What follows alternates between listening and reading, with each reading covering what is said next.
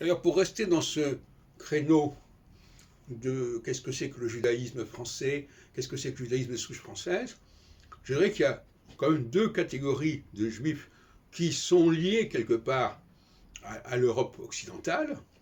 Je ne parle pas donc des juifs polonais, etc. C'est d'un côté les juifs de la Rhénanie et du couloir rhodanien, et de l'autre côté les juifs d'Afrique du Nord et notamment d'Algérie. Voilà. Ce sont deux catégories qui sont à la fois interface entre la France et des pays environnants. Donc nous avons ici donc la communauté européenne de souche française quelque part, de toute façon, elle est coupée en deux. D'un côté, les juifs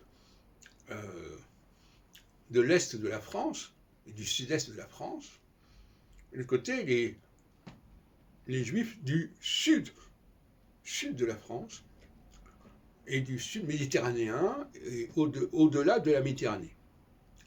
Et nous avons là deux histoires différentes, complètement différentes, puisque les uns sont marqués par le christianisme, aussi bien le protestantisme que le catholicisme d'ailleurs.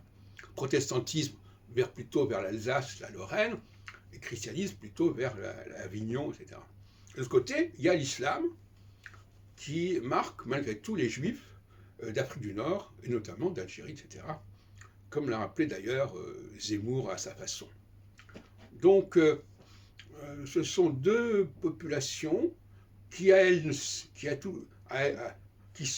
toutes les deux marquent l'histoire des relations de la France avec le monde extérieur, d'autant plus que les Juifs qui appartiennent justement à cette mouvance méditerranéenne sont confrontés à un phénomène très particulier, qui est le phénomène de l'immigration, non pas des Juifs, ce qui s'est produit d'ailleurs, mais bien avant, mais de l'immigration des gens qui viennent d'Afrique du Nord, etc.